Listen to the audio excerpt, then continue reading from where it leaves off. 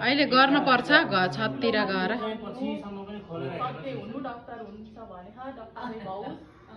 त्यही हो आशीर्वाद ल नमस्ते गर ल ल असेजललाई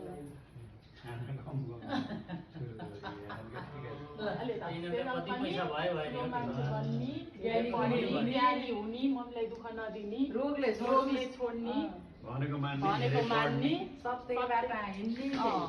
त्यही नै हो ल पिरीलाई यति जमरा मात्रै हो अबै पैसा होइन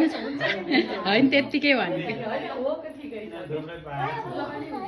पिरु पनि धेरै पढ्न जान्ने हुने असल हुने